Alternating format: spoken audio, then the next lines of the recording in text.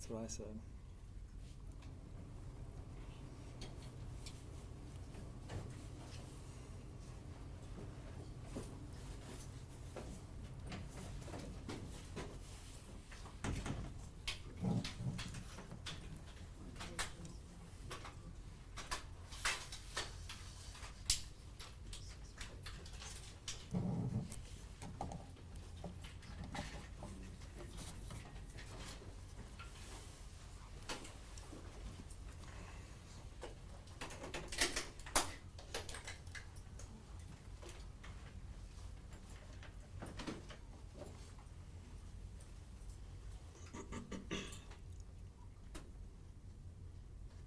Just as a reminder, when he opens it up for questions, we'll be going left to right.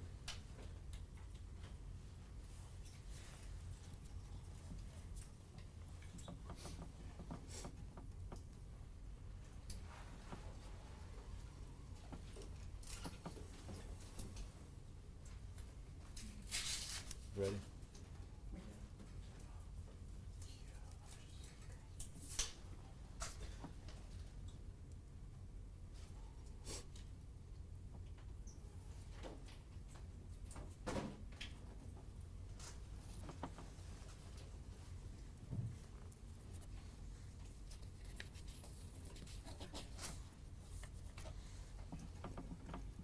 All right. Good afternoon. I'm Chief John Thompson with the Greensboro Police Department. Thank you for joining me this afternoon. I would like to introduce the folks here in support. Standing behind me, we have Assistant Chief Stephanie Martis on the end. Next to her is Assistant Chief MJ Harris. Behind me we have, and on my left, we have Assistant Chief Chris Schulteis, and we have City Manager Trey Davis on the end down there. The format will be, I have a written statement that will be read. Some of this information was already disclosed in a previous media briefing that we sent out. After I get through reading that statement, we will then open up the floor to questions. So please just be patient. On November 3rd, around 11 p.m., officers were proactively patrolling in the area of 2000 Beasley Street, Studio 6. This location has been an overwhelming concern in the community and among nearby businesses, stemming from incidents of violence, narcotics violations, and prostitution. Officers walking on a post saw a man, later identified as Nathaniel Williams, sitting in the driver's seat of a car in the parking lot. After officers saw marijuana in his lap, he was ordered to exit his car, and he refused several lawful commands to do so. After multiple requests, officers removed Mr. Williams and placed him in handcuffs. During the interaction, Mr. Williams freed one of his hands from the handcuffs and assaulted one of the officers. A struggle occurred that ended on the ground with Mr. Williams refusing to submit, being recuffed by tucking his arm underneath his body. An officer delivered suprascapular strikes to his back shoulder area to get him to release his arm. The arrest was made without further incident. To further our culture of transparency in the police department and to address community concerns and misinformation, I will be filing a petition with the court for the release of the body-worn camera recordings and video-mounted camera recordings capturing the arrest of Mr. Nathaniel Williams. If the petition for release is granted by the court, the Greensboro Police Department will release recordings from this incident to the community consistent with any conditions set by the court. In accordance with state law, we invite Mr. Williams and his attorney to come to the police department to view the BWC and VMC recordings. While this is an ongoing investigation, we do want to address a few items. After initial review of the BWC, we want to clarify two of the following points. First, the officer was not striking Mr. Williams in the head. He was delivering suprascapular strikes, an effective method taught in state training which targets the nerve cluster near the trapezius muscle. So for those 2 words, just to demonstrate, that is muscle that connects here, the neck and the shoulder. So the target area of those strikes are the shoulder area, and is shown on BWC. That's where the officer was striking. BWC footage showed the placement of the officer's knee was not on Mr. Williams' neck, but on his shoulder, which is an approved subject control technique that we are taught during arrest procedures. After he was detained, Mr. Williams complained of chest pains. Officers requested EMS to respond. Officers further determined that Mr. Williams ingested what they believed to be an illegal narcotic. At that point, the officers made the decision that, per our practice, that he would have to be medically cleared and checked out, and he was transported to the hospital in relation to the ingestion. So this remains an ongoing internal administrative investigation. There, I'm sure, are a lot of questions that are going to be asked about specific details. At this time, because it is a pending investigation, we do not plan to talk about some of those details. So please ask the questions. I will let you know if we are going to talk about those. But we do hopefully anticipate the process allowing us to release the recordings, which will confirm what we have shared at this point with the community, and probably address some of the questions that you may be asking in here today. So we'll turn it over to the group for questions. What is the protocol for when officers use suprascapular strikes? So it is a technique or method that is used to effect arrest of an individual. It can be used to defend themselves if necessary with a combative assailant. In this particular case, from what I have seen, it was used to, the terminology is to kind of stun that nerve. And what you do is when you stun that nerve, it kind of incapacitates that arm temporarily, allowing officers to gain control of that arm. And so that's a method that is approved and is taught not only in our basic law enforcement training, so in the police academy, approved through the state training, it is something that we do train on in our agency. Were responding officers potentially aware that Mr. Williams had a previous charge of assaulting a government official when they interacted with him? And if so, could that have led to a more defensive protocol? I do not have the answer to that. Those questions should be asked when we complete the investigation. But at this point, I don't know exactly what the officers knew in their mind going into that interaction. I was told that the officers involved in this have not been put on any kind of suspension. They're still on active duty. What was the decision to keep them while this remains an ongoing investigation? Yeah, so we have some certain inflection points, things that will trigger us to put an officer on admin duty. One is if there is a criminal investigation involved, and the other two being if a serious injury or death occurs in an interaction that we have with the public. So those three things will automatically put us, or we decide to automatically put an officer on admin duty at that point. With this case, obviously none of those things are occurring at this point. Nothing, no serious injury, no death, no criminal investigation at this point. At that, not hitting those points, now it becomes kind of a decision or a discretion. If we find an officer is way outside of policy, egregious in their violation of a policy, or is egregious in maybe a training method that they are not adequate in, we can make a decision to put that officer on admin duty during that investigation. Our initial review of the BWC, neither of those thresholds were met. How many officers were on scene during this, and how many physically interacted with Mr. Williams? I will have to follow up to find that out. I don't know. I know that additional officers arrived on scene as the incident escalated through that time. I think from start till Mr. Williams was in custody was 25 to 30 minutes. So once the individual is non-compliant, typically additional officers are called to the scene to assist as needed. I just don't have the timing of how many officers were there initially and then how many responded after the fact, ultimately with how many interacted.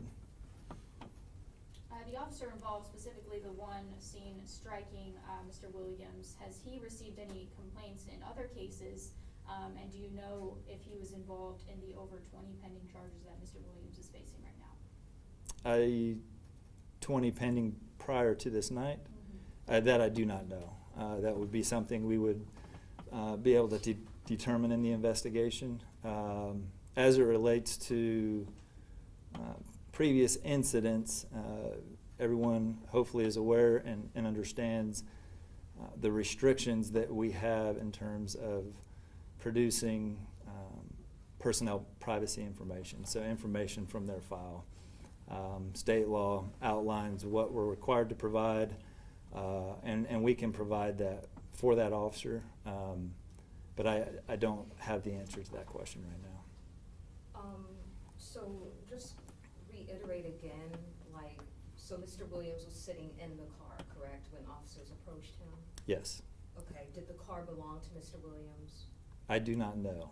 Okay. I don't believe so. I think with his interaction on the video, it may belong to somebody else, but I'm not 100% sure about that. Okay, and what exactly, you said he was sitting in the car, right? So what exactly raised alarm bells that made officers approach him? So that hotel, the Studio 6, is really a significant area of concern and has been for several months due to crime issues in that area. As we reported out a few weeks ago, Howard Johnson was another location that was also experiencing those same type of things. There were acts of violence, acts of narcotics violations, prostitution. So the officers were overdoing exactly what we've asked them to do. The community was asking for help because of the crime coming from that location. They were directed to be over there. These officers were out on foot walking through the parking lot and saw an individual sitting in the car and then made that approach. When you execute a suprascapular strike, do you do it with a closed hand, or are you supposed to do it with an elbow, or how does that? Can you explain to us how to properly perform that? Sure. So there are guidance that is provided by the state, but oftentimes there are no hard rules as to how a strike could be performed. There's recommendations for effectiveness. And if there is guidance for hard rules, it's typically what we are not supposed to do. So we do not strike areas that would be constituted for deadly force unless deadly force was necessary. So a strike to the throat, for instance, would be considered a deadly force because it potentially could be considered a deadly force because of the nature of that strike. So in the state plan, the BLET, Basic Law Enforcement Training Plan, it actually refers to a method of a hammer fist strike, which is similar to what you saw in the video. You're coming down with the fist, making that striking motion onto the individual. If they were having to wrestle around and fight, and the officer has to do that, and he comes up with his elbow to make that strike, that might not necessarily be taught, but it wouldn't also be something that would be forbidden through policy. When you find out that a video like this, just 20 seconds, has gone viral and it ends up on places like TMZ, what is step one for you in trying to enact that transparency and figure out how to address it from the police department perspective? Yeah, that's challenging. We saw a 30-second clip, and unfortunately there is a lot of information, a lot of context that comes with trying to explain that clip, because yesterday I was sitting in Winston-Salem. I was actually helping out in their assistant chief promotional process, and I'm sitting there on the panel, and my phone dings and I see a copy of a video. And I saw the first video and I read the line on it, and it, handcuffed man beaten by Greensboro Police Department. And my first response back to the assistant chiefs here working, okay, well, what's going on? Was he handcuffed? Let's start figuring out what we need to do to look into this incident. And so, I look at it 24, 26, 28 hours later. That's an eternity when we're talking about media, especially social media. But we can't be irresponsible in our response to the community when we talk about this information. We have to do our due diligence. That means we have to watch the BWC. We have to see the reports that were made. We have to see, that the investigation has started. What point are they at that investigation? And then we have to come up with a plan. What is appropriate information to release to the public? And so it's a process. We've been talking about it all day yesterday. Really had not decided until this morning that we felt we needed to get out and be talking about this with the community. Obviously why we invited you here, but it's important. It's tough because we're trying to balance our ability to be transparent, but doing it correctly with the right information, because I know if I misspeak and say the wrong thing in here, that creates added chaos and misinformation to the public. Got time for one more question? Chief, obviously you see the video, and from the outside perspective, people see it and it's blurry and it looks bad. Mm-hmm. That's why we're seeing these comments and messages on Facebook. But, you say these strikes are a technique to gain compliance. Did you feel that this was necessary with the suspect on the ground surrounded by 3 other officers? So that's what we have to determine, and that's what the investigation will determine. I don't think it's appropriate for me to say, was it necessary at this time, not having that full investigation and understanding. And there are 2 kind of marks we look at when we look at a use of force, and it's guided in statute, it's guided in policy. Is it reasonable and is it necessary? And there is some subjectivity to that. And so, I had a conversation with a community member yesterday about this, and kind of it came up of, was 6 or 7 too many? I said, I don't know. I'm not in the officer's head. I didn't see what they saw. I didn't know what they were thinking. But there is a point where it becomes, or could become, unreasonable. If an officer sits there and you're at 20, 25, 30, I think that becomes a little easier to say that could be unreasonable. That wasn't necessary. Was 6 strikes, 7 strikes necessary? Was it reasonable? Our process, our investigative process, will provide us all of the information that we can gather, that we need to know, to hopefully be able to make that decision. I know my PIO is not going to be happy with me, but we will take a few more questions. I think this is important. We need to make sure we're having this conversation. So when you say the press release said that Mr. Williams assaulted the officer when he freed one of his hands from the handcuffs, can you specify what you would classify as assault the officer? Are you wanting a detail on what the assault actually was? Mm-hmm, yeah. That's still being worked out through the investigation. Okay. Yeah. And was there marijuana found on Mr. Williams' lap? Is That is what the officer was requesting him to exit the vehicle, because he believed he saw marijuana on his lap. Was that in fact collected at the scene and submitted to evidence? I don't know at this point if that was, but the belief that he had marijuana on him, which started the narcotics investigation, the request for him to get out of the vehicle, and the refusal of the officer's request to exit the vehicle. So you don't know, it's not clear, or if it's not confirmed yet, if he had marijuana on him or not? I don't know that. Yeah, I don't have the answer to that question. I have 2 questions about the charges that he faces. For the destruction of evidence charge, is that in regard to what you said about him ingesting something? I would assume so, yes. Okay. And then communicating threats, are you able to tell us what exactly he said to the officers, if it were to the officers, about, you know, what threats he said and what he said that he might do to the officers? I don't have the language, but I believe the threat was actually made to a paramedic, not the officers. Okay. Was Mr. Williams handcuffed when the suprascapular strike occurred? Great question. I think there needs some clarification on that. So initially, Mr. Williams was handcuffed, had both handcuffs secured on him, and a struggle starts to ensue, and he's able to free one of his hands from the handcuffs. At that point, the struggle continues, and they go to the ground. So he had one hand that did have a handcuff on him, on his hand. The other arm was tucked underneath him.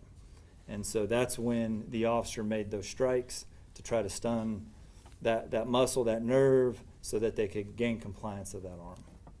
And Mr. Williams says his side is that he feels he was punched in the head and he was held down by his neck.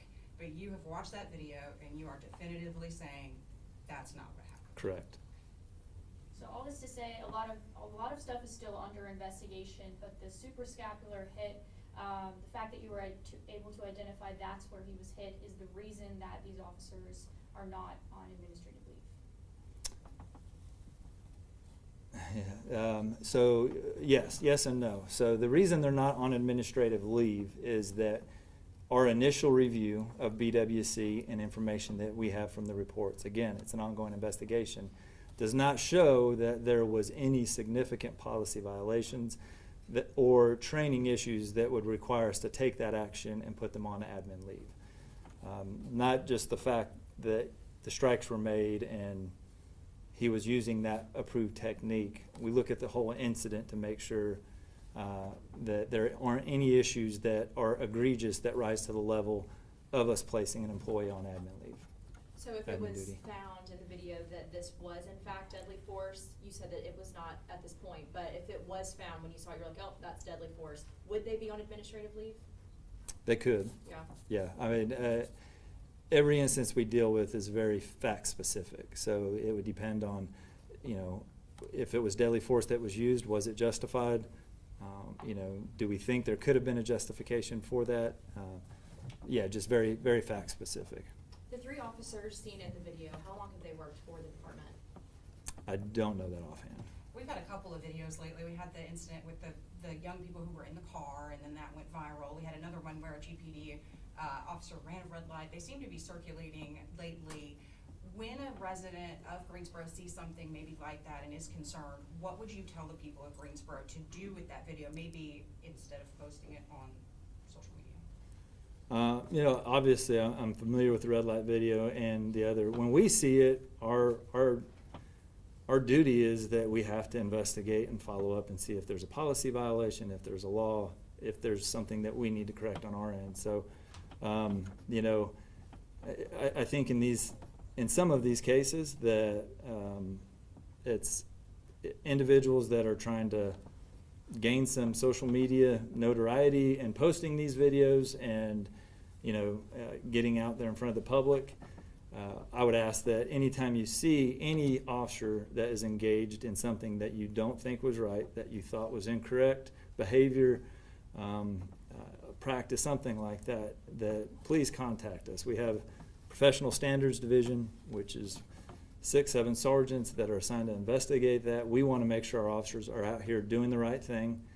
We do make mistakes, things happen, and when we do make mistakes, we need to be accountable and correct that behavior. And I'll just, be sending also media a release of some of the information that he shared later this afternoon. Last question. just to clarify, Williams went to the hospital for chest pain? So when he was in custody in the vehicle and the officers approached him, he said his chest hurt. The officers asked if he wanted EMS. He said yes. They contacted EMS. As the officers did further investigation, they led them to believe that he ingested an illegal narcotic. And for us, our practice is when that happens, they're going to the hospital no matter what, even if they want to go or not.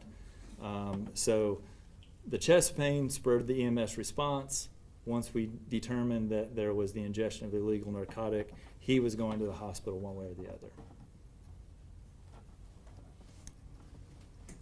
All right. Thank you. Thank you for doing